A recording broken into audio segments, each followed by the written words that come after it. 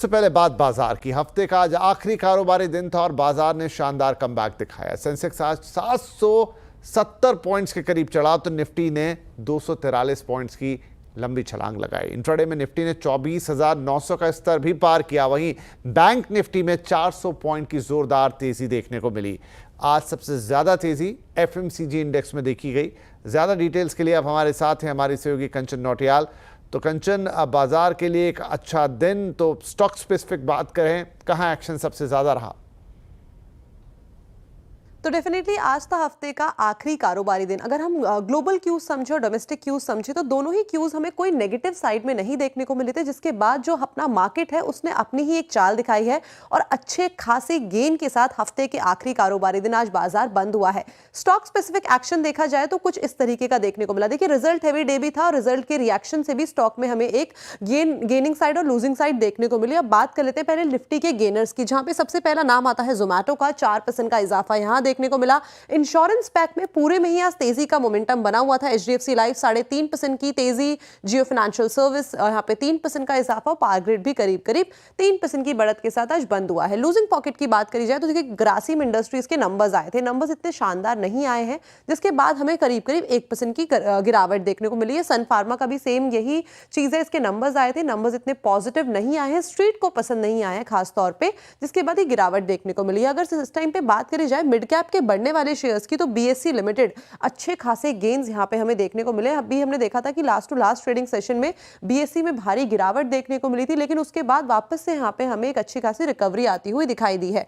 Max financial 4% का इजाफा, BHEL में भी 3% और मैक्स हेल्थकेयर की बात करी जाए तो यहां पे भी 3% के हमें गेन देखने को मिले हैं। लूजिंग पॉकेट में बात करी जाए तो वारी एनर्जीज यहां पे करीब 8% की गिरावट देखने को मिली है। प्रीमियम एनर्जीज की बात करी जाए तो 2% का डाउन साइड यहां पे है। जीएमआर एयरपोर्ट 2.5% और कॉनकॉर में भी करीब 2.5% की गिरावट देखने को मिली है। लेकिन हफ्ते का जो आखिरी कारोबारी दिन है, पूरे ही मार्केट में अच्छी खासी रिकवरी, अच्छे खासे गेन्स देखे गए हैं। चलिए, अंत भला तो सब भला, यह हफ्ता तेजी के साथ खत्म हुआ तो बाजार में जबरदस्त तेजी वापस आई है। आवाज अड्डा में हम इसी पर आज करने जा रहे हैं चर्चा। बाजार में चिंता कम कहां है दम। 7:57 पर आज का आवाज अड्डा मार्केट स्पेशल जरूर जुड़िएगा। चिंता कम और बाजार में दम।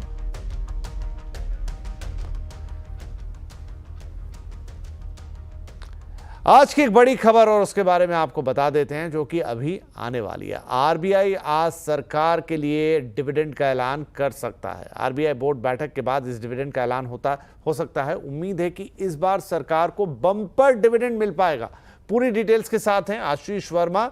तो आशीष, डिविडेंड का ऐलान संभव लग रहा है आज? कितना बड़ा यहां पर सरकार के लिए बोनस आने वाला है? जी हाँ, एज वी स्पीक इस समय आरबीआई की बोर्ड मीट अंडरवे है और दरअसल इस बोर्ड मीट में सेंट्रल बैंक की FY25 की बैलेंस शीट रिव्यू करी जा रही होगी और डिसाइड किया जाएगा कितना सरप्लस है, यानी कि कितना डिविडेंड है जो सरकार को FY25 में आरबीआई ट्रांसफर करेगी। पिछले 5 फाइनेंशियल ईयर के जो सरप्लस ट्रांसफर हुए थे, डिविडेंड डोल आउट हुए थे आरबीआई की तरफ से, वो आपकी स्क्रीन पर रख दिए मैंने।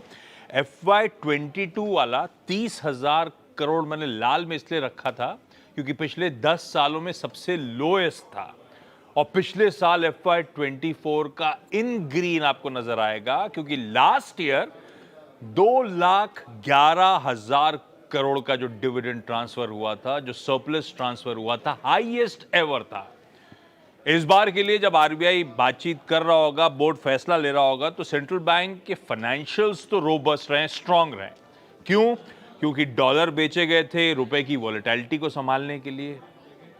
दूसरा, सोना जो आरबीआई के पास है, गोल्ड की कीमतों में एक शार्प राइज देखने को मिला है। तीसरा, जो गवर्नमेंट सिक्योरिटीज आरबीआई होल्ड करता है, उसकी प्राइसेस में एप्रिसिएशन हुए। ऐसे में ज्यादातर एक्सपर्ट्स मान रहे हैं इस बार जब आरबीआई फैसला लेगा तो हो सकता है 2.5 लाख करोड़ से लेकर 3 लाख करोड़ का डिविडेंड डोल आउट शायद सरकार को करता हुआ आरबीआई नजर आए, और ज्यादातर लोग टिल्ट हो रहे हैं 3 लाख करोड़ की तरफ। अगर वाकई ऐसा हुआ तो पिछले साल के रिकॉर्ड डिविडेंड डोल आउट से 40-45% हायर डोल आउट इस बार रिजर्व बैंक ऑफ इंडिया करता हुआ शायद आपको नजर आए। और ये बहुत इंपॉर्टेंट होने वाला है क्योंकि ये हेल्प करेगा भारत सरकार को अपने फिस्कल डेफिसिट को मैनेज करने के लिए। फिस्कल फ्रंट पे एक बढ़िया कुशन शायद इंडियन गवर्नमेंट को मिलता हुआ नजर आए, इसीलिए वो अनाउंसमेंट बेहद इंपॉर्टेंट आज का। राइट, बेहद इंपॉर्टेंट और बाजार के लिए भी बेहद इंपॉर्टेंट रहने वाला है। अगर ये अनाउंसमेंट होता है और जिस लाइन पर आशीष बात कर रहे थे उस लाइन पर आता है तो मंडे को बाजार के लिए एक और बड़ा दिन हो सकता है। तो आज जैसे ही अनाउंसमेंट होगा उसका पूरा लेखा जोखा और क्या इंप्लीकेशन होंगे बाजार के लिए, सब कुछ आपके लिए लेकर आएंगे, तैयार रहिएगा। इधर एक्सपायरी के दिन को लेकर एनएससी और बीएसई के बीच घमासान मचा हुआ है। सीएनबीसी आवाज के मैनेजिंग एडिटर अनुज सिंघल से खास बातचीत में बीएसई के एमडी और सीईओ सुंदररामन राममूर्ति ने कहा है कि एक्सपायरी के दिन को लेकर बीएसई की ओर से सेबी को फिलहाल कोई प्रस्ताव नहीं दिया गया है।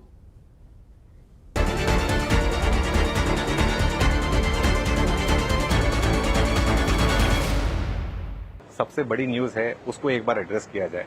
और इस समय जो सबसे बड़ी न्यूज़ है वो है जो कल एक चर्चा चल रही थी कि वीकली एक्सपायरी को लेकर क्या हो रहा है कि क्योंकि अब तक बीएसई की वीकली एक्सपायरी ट्यूसडे को होती आई है, एनएससी की वीकली एक्सपायरी थर्सडे को होती आई है। कल एक न्यूज़ आई कि शायद अब इसमें कुछ चेंजेस आए और सेबी एनएससी को ट्यूसडे का अप्रूवल दे दे और बीएसई शायद थर्सडे के लिए मान जाए।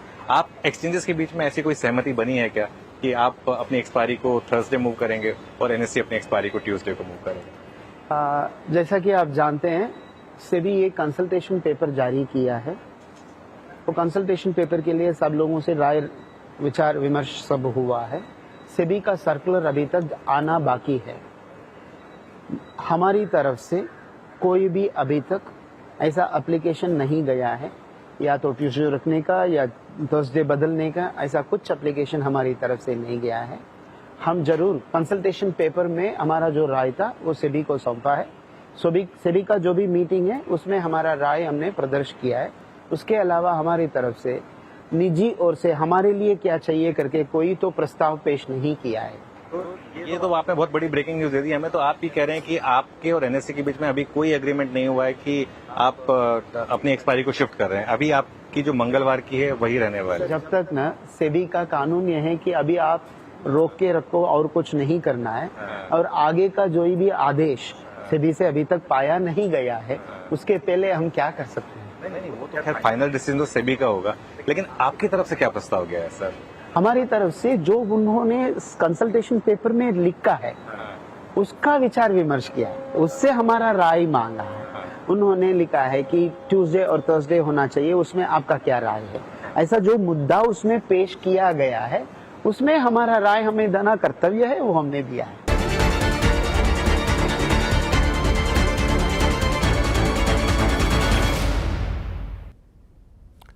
पेट्रोल, डीजल और इलेक्ट्रिकल व्हीकल्स के कंपोनेंट बनाने वाली कंपनी बेलोराइज इंडस्ट्रीज के आईपीओ को निवेशकों का धमाकेदार रिस्पांस मिला है। आखिरी दिन बेलोराइज इंडस्ट्रीज का आईपीओ लगभग 40 गुना तक सब्सक्राइब हुआ है। कंपनी का इशू के जरिए 2150 करोड़ रुपए जुटाने का लक्ष्य है। कंपनी का प्राइस बैंड 85 से 90 रुपए प्रति शेयर है। आईपीओ पूरी तरह फ्रेश इशू है जिसमें कोई ओएफएस शामिल नहीं। सरकार का कहना है कि इस बार अच्छे मॉनसून की उम्मीद है जिसका ग्रोथ पर पॉजिटिव असर होगा। साथ ही डिफेंस के लिए बजट पर्याप्त है और भविष्य की सारी जरूरतें पूरी हो सकती हैं। सरकारी सूत्रों ने telecom, AGR, crypto currency regulation पर भी सफाई दी है। ज़्यादा डिटेल्स के लिए हमारे साथ हैं हमारे सहयोगी आलोक प्रियदर्शी। तो आलोक, काफ़ी सारी चीज़ पर सरकार की तरफ से एक तरीके से क्लैरिफिकेशन आया है, क्या कह रहे हैं आपके सूत्र? बिल्कुल, देखिए जो सरकार की तरफ से सूत्र बता रहे हैं हमें सरकारी सूत्र, उनका साफ तौर पे कहना है कि ग्रोथ को लेकर काफी एक पॉजिटिव मोमेंटम है। इस वक्त जितनी भी रेटिंग एजेंसीज हैं, आईएमएफ है, आरबीआई है, सब ने ग्रोथ को लेकर काफी अच्छा प्रोजेक्शन किया है। और चूंकि मॉनसून इस बार कह सकते हैं कि एबव नॉर्मल रहने वाला है, नॉर्मल से भी बेहतर होने की उम्मीद है, लिहाजा रेवेन्यू पर इसका काफी पॉजिटिव असर पड़ेगा और कहीं ना कहीं जो ग्रोथ हमारा का टारगेट है सरकार का, उसको एक तरह से देखें अपर साइड में रहने की उम्मीद है। तो कुल मिलाकर ग्रोथ के मोर्चे पर सरकार को एक अच्छे नंबर्स आने की उम्मीद है और ये सरकार का आकलन है। सरकार का भी कहना है कि जो एक कंजम्पशन को लेकर पिछले दिनों बजट से पहले एक चर्चा चल रही थी कि कंजम्पशन डिमांड कम हो गई है, अभी ऐसी कोई चिंता की बात नहीं है। डिमांड भी काफी अच्छा है, खपत भी काफी अच्छी हो रही है, तो लिहाजा इसको लेकर कोई चिंता की जरूरत नहीं है।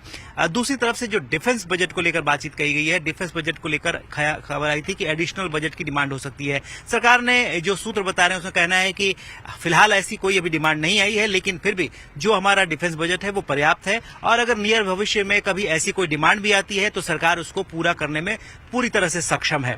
इसके अलावा जो एजीआर का मामला चल रहा है सुप्रीम कोर्ट में, उसमें हमें सूत्रों से जानकारी मिली है कि डीओटी यानी डिपार्टमेंट ऑफ टेलीकम्युनिकेशन की तरफ से वित्त मंत्रालय की तरफ कोई इस बारे में प्रपोजल नहीं आया है। अगर कभी आता है तो उस पर विचार किया जा सकता है, उस पर वित्त मंत्रालय देख सकती है, लेकिन अभी तक कोई भी प्रपोजल नहीं आया है। जहां तक क्रिप्टो करेंसी की बात है, क्रिप्टो करेंसी को लेकर सुप्रीम कोर्ट ने सरकार से रेगुलेशन की मांग की थी। सरकार ने इस पर जो हमारे सूत्र बता रहे हैं साफ कहा है कि चूंकि ये बहुत ही ग्लोबल मामला है, ग्लोबल एक इवॉल्विंग सिचुएशन है क्रिप्टो करेंसी को लेकर, लिहाजा जब तक इसमें ग्लोबल एक आम राय नहीं कायम हो जाती तब तक इसको रेगुलेट करना मुश्किल है। सरकार की तरफ से G20 पर के फोरम पर इस मुद्दे पर काफी चर्चा हुई है और एक ग्लोबल रेगुलेशन जब तक नहीं बन पाएगा, क्रिप्टो करेंसी पर को रेगुलेट करना मुश्किल है। एक देश इसको रेगुलेट नहीं कर सकता है। तो ये तमाम चीजें हैं जो कि सरकारी सूत्रों की तरफ से सामने आई हैं। देखना होगा कि जो ग्रोथ है, ग्रोथ मोमेंटम है, कितना बेहतर आने वाले दिनों में रहेगा। जी आलोक, बहुत शुक्रिया इस अपडेट के लिए। 6 गीगाहर्ट्ज स्पेक्ट्रम के आधे हिस्से को डी लाइसेंस के बाद दूरसंचार विभाग बाकी हिस्से की नीलामी की तैयारी कर रहा है। सूत्रों के मुताबिक दूरसंचार विभाग ने इसकी नीलामी की शर्तों पर ट्राई से राय मांगी है। ज्यादा डिटेल्स के साथ हैं हमारे सहयोगी असीम मनचंदा। तो असीम, 6 गीगाहर्ट्ज स्पेक्ट्रम को अब आगे इसको किस तरीके से लेकर जाएगी सरकार? सोमवार को ही सरकार ने 6 गीगाहर्ट्ज स्पेक्ट्रम के आधे हिस्से को डी लाइसेंस किया है। डी लाइसेंस का मतलब अब कोई भी उसका इस्तेमाल मुफ्त के अंदर कर सकता है, लेकिन जो हमें सूत्र बता रहे हैं कि दूरसंचार विभाग ने बाकी हिस्से का अब नीलामी करने की तैयारी कर रहा है। इसके लिए टेलीकॉम रेगुलेटर ट्राई से सिफारिशें भी ऑलरेडी मांगी जा चुकी हैं। टेलीकॉम रेगुलेटर ट्राई ने भी इसकी तैयारियां शुरू कर दी हैं। जो हमें सूत्र बता रहे हैं कि अगले हफ्ते इसको लेकर के कंसल्टेशन पेपर भी जारी हो सकता है। इस कंसल्टेशन पेपर को जारी करके सभी स्टेक होल्डर से राय मांगी जाएगी, उनसे पूछा जाएगा कि किन शर्तों के ऊपर इस स्पेक्ट्रम की नीलामी होनी चाहिए, इस स्पेक्ट्रम का बेस प्राइस क्या होना चाहिए। तो ये सारी शर्तें 2 से 3 महीने में, अगले 2 से 3 महीने में तय हो जाएंगी। ट्राई अपनी सिफारिश से दूरसंचार विभाग को भेज देगा और उसके बाद सरकार इस स्पेक्ट्रम की नीलामी करेगी। एक बार इस स्पेक्ट्रम की नीलामी हो जाती है तो टेलीकॉम कंपनियों को इससे बहुत सारा फायदा पहुंचने वाला है और उपभोक्ता को इसके अंदर सेवाओं में बहुत ज्यादा सुधार देखने को मिलेगा। अब 5G जो है उसको कई पॉकेट्स में पहुंचा पाना संभव नहीं है, लेकिन इस स्पेक्ट्रम के मिलने के बाद टेलीकॉम कंपनी आसानी से 5G ग्राउंड लेवल तक पहुंचा सकेंगी और ग्राहकों के लिए सेवाएं बहुत ही तरीके से इंप्रूव होंगी। जी शुक्रिया असीम। प्रधानमंत्री नरेंद्र मोदी ने आज दिल्ली के भारत मंडपम में rising north east investor summit का उद्घाटन किया। इस मौके पर रिलायंस इंडस्ट्रीज के चेयरमैन मुकेश अंबानी के अलावा अडानी ग्रुप के चेयरमैन गौतम अडानी और वेदांता ग्रुप के चेयरमैन अनिल अग्रवाल भी मौजूद रहे। 2 दिन चलने वाली इस समिट में मंत्री स्तर के अलावा बिजनेस मीटिंग्स भी होंगी। समिट के जरिए नॉर्थ ईस्ट में tourism, agriculture, food processing, health, education और एनर्जी जैसे सेक्टर्स में निवेश को प्रमोट करने की योजना है। इस मौके पर पीएम मोदी ने कहा कि नॉर्थ ईस्ट अब भारत का ग्रोथ इंजन बन रहा है। विकसित भारत के निर्माण के लिए पूर्वी भारत का विकसित होना बेहद जरूरी है। नॉर्थ ईस्ट आसियान में ट्रेड का गेटवे बनेगा। आज भारत और आसियान के बीच का ट्रेड वॉल्यूम लगभग $125 बिलियन है। आने वाले वर्षों में ये $200 बिलियन को पार कर जाएगा। नॉर्थ ईस्ट इस ट्रेड का एक मजबूत ब्रिज बनेगा, आसियान के लिए ट्रेड का गेटवे बनेगा और इसके लिए भी हम जरूरी इंफ्रास्ट्रक्चर पर तेजी से काम कर रहे हैं। Bharat, Myanmar, Thailand trilateral highway से म्यांमार होते हुए थाईलैंड तक सीधा संपर्क होगा। रिलायंस इंडस्ट्रीज के चेयरमैन मुकेश अंबानी ने नॉर्थ ईस्ट समिट को संबोधित किया। उन्होंने कहा कि रिलायंस इंडस्ट्रीज नॉर्थ ईस्ट में अगले 5 साल में 75,000 करोड़ रुपए निवेश करेगी। इससे इस क्षेत्र में 25 लाख से ज्यादा नए रोजगार के अवसर पैदा होंगे। In the next 5 years, we will more than double our investments with our target at 75,000 crores.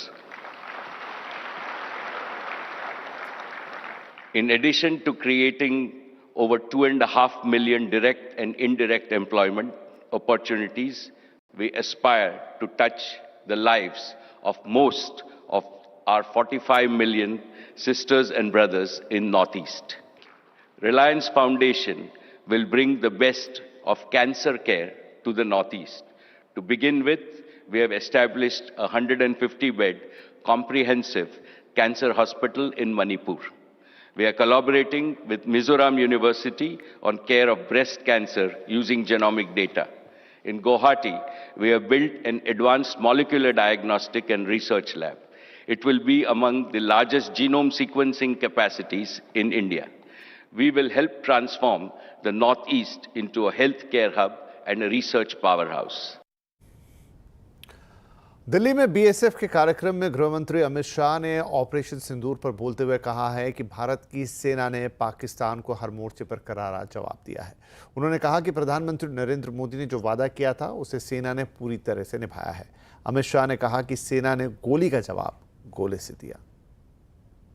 जब उस ओर से गोलाबारी हो रही थी, सेल चल रहे थे, गोलियां चल रही थी, बीएसएफ के जवानों ने भी 1 इंच भी पीछे हटे बगैर उनके गोली का जवाब गोले से देने का काम किया और उनको ये बता दिया कि बीएसएफ 24 घंटा 365 दिन तैनात है और जब तक बीएसएफ है पाकिस्तान की सेना 1 इंच भी आगे नहीं बढ़ सकती है।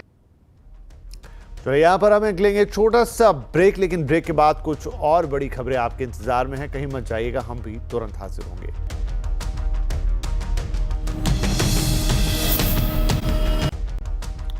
Welcome back. आप देख रहे हैं आवाज समाचार। अब कुछ और खबरें। पहलगाम हमले और ऑपरेशन सिंदूर पर भारत का पक्ष विदेशों तक पहुंचाने के लिए गठित सांसदों का तीसरा दल आज मॉस्को में रूसी अधिकारियों से मिला।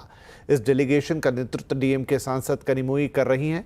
आज इस दल ने रूस के विदेश मामलों की काउंसिल से मुलाकात की। इस मुलाकात के दौरान रूस में भारत के राजदूत विनय कुमार भी मौजूद रहे। कनिमोई ने कहा कि आतंकवाद के खिलाफ लड़ाई में रूस का समर्थन खास मायने रखता है, क्योंकि रूस भारत का रणनीतिक साझेदार रहा है और हम राजनयिक मुद्दों पर मिलकर काम करते आए हैं। ये डेलीगेशन रूस के बाद ग्रीस, लातविया, स्लोवेनिया और स्पेन भी जाएगा।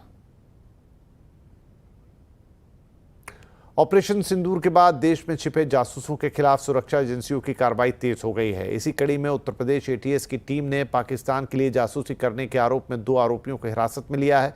गिरफ्तार किए गए मोहम्मद हारून और तुफैल पर भारत की आंतरिक सुरक्षा से जुड़ी संवेदनशील जानकारी पाकिस्तान के साथ साझा करने के आरोप हैं। एसटीएफ इस मामले की गंभीरता से जांच कर रही है। पाकिस्तान की बेशर्मी एक बार फिर से बेपर्दा हुई है। खबर है कि 21 मई को आए आंधी तूफान में जब इंडिगो की फ्लाइट एयर टर्बुलेंस में फंसी तो पाकिस्तान ने अपने एयर स्पेस का इस्तेमाल करने से इनकार कर दिया। देखिए रिपोर्ट।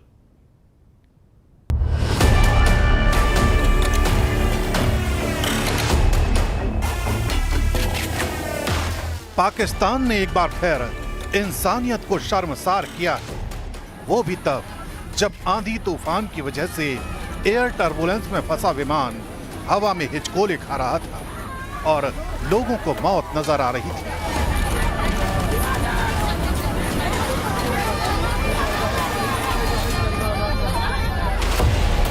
लेकिन इस दौरान पाकिस्तान ने अपना एयर स्पेस देने से इनकार कर दिया। दरअसल ये पूरा वाकया 21 मई की दोपहर का है, जब दिल्ली से श्रीनगर जा रही इंडिगो की फ्लाइट 6E2142 अचानक तूफान और ओलावृष्टि की चपेट में आ गई। मौसम इतना बिगड़ा कि पायलट ने फौरन पाकिस्तान के लाहौर एटीसी से गुजारिश की कि थोड़ी देर के लिए पाकिस्तान एयर स्पेस दे दे ताकि विमान को सुरक्षित ऊंचाई तक पहुंचाया जा सके। लेकिन इंडिगो विमान के पायलट की इस गुजारिश को लाहौर एयर ट्रैफिक कंट्रोल की तरफ से इनकार कर दिया गया, जिस वजह से विमान की इमरजेंसी लैंडिंग श्रीनगर में करानी पड़ी। इस फ्लाइट में तृणमूल कांग्रेस के सांसदों का प्रतिनिधिमंडल भी सवार था। डीजीसीए से मिली जानकारी के मुताबिक विमान में 220 यात्री सवार थे। और अब बात कंज्यूमर अड्डा की, जहां 12वीं के बाद करियर ऑप्शंस की तैयारी में हमारी खास सीरीज इस वक्त जारी है, जिसकी तीसरी कड़ी आज हम आपके सामने लेकर आ रहे हैं और ये होगी साइंस पर। तो साइंस की पढ़ाई, करियर और कमाई, जरूर जुड़िएगा आज के कंज्यूमर अड्डा में 5:57 पर हमारे साथ।